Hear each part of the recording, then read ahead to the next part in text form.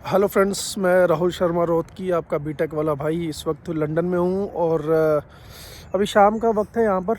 तो रूटीन रहता है घूमने का। वहाँ पर तो इंडिया में काफ़ी बिज़ी रहता था, जॉब करने के बाद अपना और भी बहुत से काम होते थे। तो अभी काम नहीं है, तो अपना 5 बजे लैपटॉप बंद करने के बाद हम पार्क में आ जाते हैं घूमने के लिए। मेरे पीछे पार्क देख रहे होंगे, काफ़ी अच्छा है, सुंदर है और ताज़ी ताज़ी ठंडी ठंडी हवा।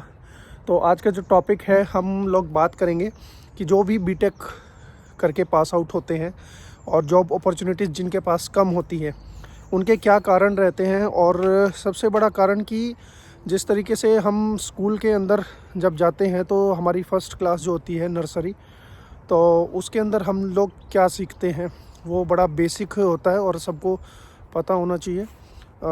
जो टॉपिक होता है, तो बेसिक जो नॉलेज होनी चाहिए वो ज़रूर पता होना चाहिए, चाहे वो जॉब के रिगार्डिंग हो या प्रोफेशन के रिगार्डिंग हो। और ख़ासकर बीटेक वाले जो बीटेक करके निकले हैं, उन लोगों को ये चीज़ें पता होनी चाहिए। किसी भी इंडस्ट्री में जाने के लिए, कॉरपोरेट वर्ल्ड में जाने के लिए जो बेसिक प्रिंसिपल्स रहते हैं, कोई भी पूछ सकता है किसी भी टाइम आपसे। और अगर आपको वो चीज़ें नहीं पता होंगी तो दुनिया फिर आप पे हंसेगी, या फिर हो सकता है कि आप इंटरव्यू टाइम पे उन चीज़ों में क्या है कि आप लोग फेल हो जाए, रिजेक्ट हो जाए। तो छोटी छोटी चीज़ें हैं। तो सबसे पहले हम बात करेंगे कि आप जब बीटेक में हैं तो आपके जो 4 साल रहते हैं, तो उसी दौरान आप लोगों को कुछ चीज़ें सीख लेनी चाहिए, ठीक है। ऐसा नहीं होना चाहिए क्योंकि हम जिस टाइम पे थे उस टाइम लोगों को लैपटॉप और कंप्यूटर में पेन ड्राइव तक लगानी नहीं आती थी, विंडो डालना नहीं आता था। तो ये चीज़ें बहुत इम्पोर्टेंट है। तो सबसे जो इम्पोर्टेंट चीज़ है वो है बेसिक। बेसिक के अंदर सबसे इम्पोर्टेंट चीज़ क्या आ जाती है? एक्सेल, ठीक है। माइक्रोसॉफ्ट वर्ड, माइक्रोसॉफ्ट एक्सेल और माइक्रोसॉफ्ट पावर पॉइंट। तो माइक्रोसॉफ्ट वर्ड फिर भी कुछ लोगों को ठीक है आ जाता है और इतना काम नहीं होता है। अगर हम इंडस्ट्री की बात करें तो माइक्रोसॉफ्ट वर्ड का इतना काम नहीं होता है, लेकिन एक्सेल जो है वो आपको आना चाहिए, बेसिक। और मैं कहूँगा कि अगर आप एडवांस भी सीख लें time to time, that is good. और उसके अंदर कुछ फॉर्मूलेज होते हैं, पाइवट टेबल होता है, पाइवट चार्ट हो गया, और एक्सेल के अंदर कुछ जैसे वी लुकअप हो गया, एच लुकअप हो गया, फ़िल्टर लगाना हो गया। तो एक्सेल जो है वो आपको इस लेवल का आना चाहिए कि अगर आपको कोई फ़ाइल दे दी जाए और तो उस पर आप काम कर सकें। और आप कितनी भी छोटी से छोटी पोस्ट पे हों, कितनी से बड़ी पोस्ट पे आगे जाएं, एक्सेल आपका पीछा कभी नहीं छोड़ेगी। और उसके अंदर मैक्रो वगैरह यूज़ करना आ जाए तो वो भी वेल एंड गुड है। कोशिश करो कि एक्सेल जो है उस पर काम स्टार्ट करो। जो चीज़ें आप वर्ड में करते हो या इधर उधर करते हो, स्टार्ट वर्किंग ऑन एक्सेल। उसके बिना काम नहीं आएगा। वी लुकअप तो ज़रूर सीख लेना, फ़िल्टर लगाना और वी लुकअप वगैरह, डेटा कॉपी करना, डेटा मैनेज करना। तो ये सब बेसिक चीज़ें हैं, कोई सिखाएगा नहीं आपको। और उसके बाद जैसे पीपीटी, पीपीटी पे अगर हम काम कर रहे हैं तो पीपीटी आपको कोई भी बेसिक सी, अगर आपको एक प्रोजेक्ट दे दिया जाए, आजकल जो इंटरव्यूज़ हो रहे हैं उसमें भी पीपीटी के बारे में पूछा जाता है, क्योंकि आपको कस्टमर के सामने जिस भी प्रोजेक्ट में आपको डाला जाएगा, आपको कस्टमर को रिपोर्ट करना होगा। तो उसमें वीकली रिपोर्ट होती है जो कस्टमर को आप प्रेजेंट करेंगे, और मंथली रिपोर्ट होती है, जैसे WSR जिसको बोलते हैं, और मंथली रिपोर्ट होती है, ठीक है। तो उसको आप पीपीटी के अंदर ही तैयार करेंगे। मोस्टली कंपनीज़ में ही होता है कि जब आपकी ट्रेनिंग होती है उस दौरान आपको सिखा दिया जाता है, लेकिन अगर आपको फ्रेश प्रोजेक्ट में डाल दिया गया तो आपको खुद वहाँ पर दिमाग लगाना पड़ेगा, नॉलेज आनी चाहिए। तो एक्सेल जो है और पीपीटी जो है, ये तो आप ये समझ के चलो कि कॉरपोरेट वर्ल्ड के अंदर और MNC कंपनीज़ में जैसे नर्सरी क्लास के बच्चे को बेसिक नॉलेज जो है वो आनी चाहिए, उसी तरीके से एक्सेल और पावर पॉइंट जो है ये आपको आना ही आना चाहिए।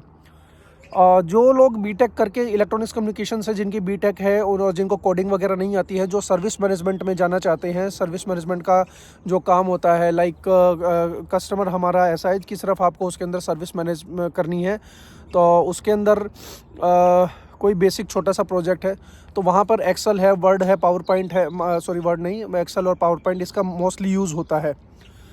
अगर आप टीम लीड हैं, टीम लीड के उस पर जा रहे हैं तो आपको वर्ड का सॉरी एक्सेल और पावर पॉइंट की बहुत ज़्यादा ज़रूरत पड़ने वाली है। उसके बाद कुछ टेक्निकल टर्म्स हैं वो आपको पता होना चाहिए। सबसे पहली जो बेसिक टर्म है उसका नाम है SLA। ये सबको पता होना चाहिए, सर्विस लेवल एग्रीमेंट, ठीक है। कुछ लोगों को ये नहीं पता होता है, जब हम कई लोगों के सामने नाम लेते हैं SLA, इसका SLA क्या है, तो उनको ये पता ही नहीं होता कि SLA what is the SLA। So they should know कि SLA क्या होता है। SLA की तरह ही दूसरी टर्म्स होती हैं OLA, और तो ये छोटी छोटी चीज़ें हैं, ये पता होना चाहिए। आप इसको गूगल करना और पढ़ना इसके बारे में कि SLA OLA क्या होते हैं। तो SLA सर्विस लेवल एग्रीमेंट होता है, OLA ऑपरेशनल लेवल एग्रीमेंट होता है। तो जैसे आपको प्रोजेक्ट मिलता है तो आपका एक तरफ आपका सर्विस प्रोवाइडर है, ठीक है, एक तरफ क्लाइंट है आपका। तो उन दोनों के बीच में जो प्रोजेक्ट की टाइमलाइंस डिसाइड होती हैं तो उसको SLA बोला जाता है, ठीक है। कोई भी टास्क आपको जो दिया जाएगा उसको इस टाइम पीरियड के अंदर आप पिक करेंगे, इस टाइम के पीरियड के अंदर आप उसको उस पर एक्शन लेंगे और इतने टाइम तक ये प्रोजेक्ट हमारा पूरा कर देंगे। तो ये सब जो चीज़ें होती है वो SLA सर्विस लेवल एग्रीमेंट में आती हैं। सो ये आपको पता होना चाहिए कि सर्विस लेवल एग्रीमेंट होता क्या है। ये कंपनी टू कंपनी वेरी करता है, प्रोजेक्ट टू प्रोजेक्ट भी वेरी करता है। सो ये आपको इस टर्म के बारे में ज़्यादा पढ़ना होगा, गूगल करो इसको और ज़्यादा पढ़ो। ऑपरेशनल लेवल में क्या होता है, OLA जैसे मैंने बताया कि SLA जो होता है वो आपकी कंपनी और किसी दूसरी कंपनी या जो आपका क्लाइंट है उसके बीच में होगा। OLA जो होगा वो एक ही कंपनी के 2 डिपार्टमेंट्स के बीच में होता है। जैसे मान लो एक टेलीकॉम की कोई कंपनी है तो उसके अंदर जो डिस्पैच एक टीम है, ट्रांसमिशन एक टीम है ना, L1 है, L2 है, तो उनके बीच में जो एग्रीमेंट होगा किसी भी टास्क को परफॉर्म करने का तो उसको OLA बोला जाएगा। और ये हो गए SLA OLA। नेक्स्ट एक चीज़ आती है प्रायोरिटी, ठीक है। तो प्रायोरिटी जो है वो सर्विस मैनेजमेंट का सबसे इम्पोर्टेंट पार्ट होता है। मतलब इसके अलावा हर टर्म में, हर जगह जहाँ भी आपको प्रोजेक्ट में आपको डाला जाएगा ये चीज़ आपको पता होनी चाहिए। प्रायोरिटी कैसे काम करती है और कितने टाइप की होती है। तो it is like P1 P2 P3 P4, है ना। तो जहाँ प्रायोरिटी होगा, प्रायोरिटी को हम अंडरस्टैंड करेंगे SLA के माध्यम से। तो SLA क्या होता है, प्रायोरिटी P1 का, P1 P2 P3 P4 का, इनके लिए 2 तरीके के SLA होते हैं, रेजोल्यूशन SLA और रिस्पॉन्स SLA, ठीक है। पहले रिस्पॉन्स SLA की बात आएगी कि कोई भी टास्क आपके पास आई तो उसकी प्रायोरिटी क्या है, ठीक है। तो प्रायोरिटी क्या है उसको डिफ़ाइन करता है। वो कैसे डिफ़ाइन होती है, वो डिफ़ाइन होती है वैल्यू से। और वैल्यू क्या होती है, इम्पोर्टेंस, ठीक है, प्लस अर्जेंसी। ये चीज़ डिफ़ाइन करती है प्रायोरिटी को कि इम्पैक्ट क्या पड़ रहा है उसका। किसी भी प्रोजेक्ट में आप काम कर रहे हो, कोई सर्विस अचानक से बंद हो गई तो उसकी अर्जेंसी क्या है ठीक करने की, और उसका इम्पैक्ट कितने लोगों पर पड़ा, ठीक है। तो ये चीज़ें आपको पता होनी चाहिए, इसको कहते हैं P1, ठीक है। अगर आपका ऐसा इम्पैक्ट पड़ा है कि मान लो एक कंपनी के 5 साइट्स हैं और मेन जो साइट है जहाँ पे मेन सर्वर लगा हुआ है वही बंद हो गया, तो उसको हम P1 में लेंगे, और जिसकी वजह से सब कुछ रुक गया है। और तो उसका सबसे पहली बात मैंने जैसे बताया रिस्पॉन्स SLA और रेजोल्यूशन SLA। तो 15 मिनट होता है उसका रिस्पॉन्स SLA, 15 मिनट में आपको उस टिकट को पिक करना ही पड़ेगा, उसके बाद उस पर काम करना पड़ेगा। उसका जैसे रेजोल्यूशन होता है वो 2 घंटे का होता है, ठीक है। मैंने फिर बताया कि ये वेरी करता है company to company, project to project. So आपको गूगल करना है, पढ़ना है P1 P2 P3 P4, ये 4 तरीके की प्रायोरिटी होती है। और हम जनरल लाइफ के अंदर भी इन चीज़ों को यूज़ करते हैं, लेकिन अपने इंडिया में क्या है, इन चीज़ों को महत्व नहीं दिया जाता, ठीक है। तो इसलिए कुछ लोगों को पता नहीं होता। आपका टीवी ख़राब हो गया, आप जाते हो दुकानदार के पास कि भाई मेरा टीवी मैकेनिक के पास कि ठीक कर दे। उसको वह कहता है मैं इसको 2 दिन लगेंगे भाई ठीक करने में, तो वो भी एक SLA है, ठीक है। तो इस तरीके की चीज़ें हैं, ये जो टर्म्स हैं ये आपको पढ़नी पड़ेंगी। SLA हो गया, OLA हो गया, उसके बाद प्रायोरिटी हो गया, कितने टाइप की होती हैं ये मैंने फिर से बता रहा हूँ कि बीटेक है उसके अंदर सर्विस मैनेजमेंट का एक बहुत बड़ा रोल रहता है। जिन लोगों को कोडिंग नहीं आती वो इस लाइन में जा सकते हैं। एक छोटा सा कोर्स मैं बता देता हूँ इसके साथ साथ, वो बड़ा अच्छा है। जिनके पास बीटेक के अलावा कुछ है ही नहीं वो कर सकते हैं इंसिडेंट मैनेजमेंट का, ITL का, ITSM का, ठीक है। तो ITSM का एक छोटा सा कोर्स कर सकते हैं, बेसिक फाउंडेशन, और ITIL, ठीक है, और इंफॉर्मेशन टेक्नोलॉजी इंफ्रास्ट्रक्चर लाइब्रेरी इसकी फुल फॉर्म है, आप गूगल पे सर्च कर सकते हैं। ये 3 दिन का कोर्स है। 3 दिन का कोर्स करके आप सर्टिफिकेशन ले लीजिए, अपने CV में इसको मेंशन करिए और लिंक्डइन पे मेंशन करिए। इसकी आपको थाउजेंड्स ऑफ जॉब मिल जाएंगी। ये आप लिंक्डइन पे जा सकते हैं, naukri.com पे जा सकते हैं, जहाँ पे भी आप ITIL लिखेंगे वहाँ पर ये सर्विस मैनेजमेंट का बेसिक कोर्स है, ये आपको मिल जाएगा और इसके बेस पे, सर्टिफिकेशन के बेस पे आपको जॉब मिल सकती है।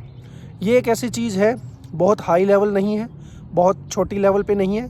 बीटेक से ऊपर आपको कुछ चाहिए तो आप ITL कर सकते हैं। पढ़िए थोड़ा सा इंसिडेंट मैनेजमेंट के बारे में, चेंज मैनेजमेंट और प्रॉब्लम मैनेजमेंट। पहले क्या होता था कि तीनों के लिए अलग अलग इंटरव्यू लिया जाता था, अलग अलग पोस्ट निकलती थी। अभी क्या हो गया, ऑटोमेशन ऐसा चला कि एक ही बंदे से अब तीनों के क्वेश्चंस पूछे जाते हैं, उसकी नॉलेज चेक की जाती है। इंसिडेंट मैनेजमेंट में ही change management, problem management involve कर दिया गया है। तो ये चीज़ें हैं।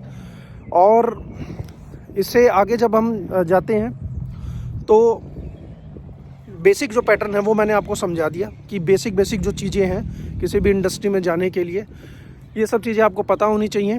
मेल, आउटलुक वगैरह कैसे काम करता है, ठीक है, आउटलुक पे चलता है सारा। वहाँ का जो रिटन कम्युनिकेशन है, ओरल कम्युनिकेशन नहीं चलता, रिटन कम्युनिकेशन है, आउटलुक है। आउटलुक देख लीजिए। टीम्स आपको पता होना चाहिए, आप यूज़ भी करते होंगे घरों में, है ना, अपने फ़ोन वगैरह में या किसी तरीके से। तो टीम्स जो है वो आपको यूज़ करना आना चाहिए। सेशंस कैसे रिकॉर्ड किए जाते हैं। तो ऐसा ना करो कि इंटरव्यू देने से पहले, क्योंकि अभी प्लेसमेंट का टाइम चल रहा होगा, इंटरव्यू देने से पहले आपको बेसिक चीज़ों की नॉलेज ही ना हो, तो ये आप लोग को नहीं करना है। आउटलुक वगैरह पढ़ लीजिए। मीटिंग कैसे शेड्यूल करते हैं, किसी का कैलेंडर कैसे चेक करते हैं, ये चीज़ आपको पता होनी चाहिए। और शेयर पॉइंट, उसको ज़रूर पढ़ लेना। शेयर पॉइंट वगैरह जो है, शेयर पॉइंट पे जो शेयर पॉइंट के ऊपर फोल्डर है, जो भी टास्क आप कर रहे हैं, जो भी चीज़ें आप अपने प्रोजेक्ट के अंदर परफॉर्म कर रहे हैं, उसको अब हर चीज़ को आप दूसरों को बताओगे तो नहीं, शेयर पॉइंट पे ही डालोगे, तो उस पर टास्क कैसे क्रिएट किए जाते हैं। तो ये सब चीज़ें आपको पता होनी चाहिए। ये 3-4 टूल मैंने बताए हैं, तो इनकी आप आज पढ़ाई करो। और कोई क्वेश्चन आता है तो आप मेरे से पूछ सकते हैं, कमेंट में लिख सकते हैं। एक्सेल है, पावर पॉइंट है, SLA है, और आउटलुक है, टीम्स है ना। तो प्रायोरिटीज़ वगैरह हैं, ITL एक छोटा सा जो कोर्स मैंने बताया अभी। तो ये सब आप करो, और करने के बाद मुझे कमेंट सेक्शन में ज़रूर लिख करके बताना कि आपके अगर आप सिर्फ बीटेक और आपको कोडिंग वगैरह नहीं आती है, खासकर उन लोगों के लिए जो इलेक्ट्रॉनिक्स कम्युनिकेशन से हैं, उनको मुझे पता है कि मोस्टली बच्चे जो हैं इलेक्ट्रॉनिक्स करने के बाद टेलीकम्युनिकेशन ही अपना सब्जेक्ट पिक करते हैं, और रोबोटिक्स वगैरह हैं उनमें भी जाते होंगे, लेकिन सर्विस मैनेजमेंट उनके लिए काफ़ी अच्छा साबित हो सकता है। तो आज की वीडियो में इतना ही, फिर मिलेंगे। और मेरी दूसरी वीडियोस भी जा कर के देखना, और आपके लिए काफ़ी बेनिफिट हो सकती हैं। और मुझे आपके कमेंट का ज़रूर इंतज़ार रहेगा। वीडियो को शेयर ज़रूर कर देना और चैनल को सब्सक्राइब ज़रूर कर लेना। मैं आपका बीटेक वाला भाई राहुल रौतकी, लंदन से।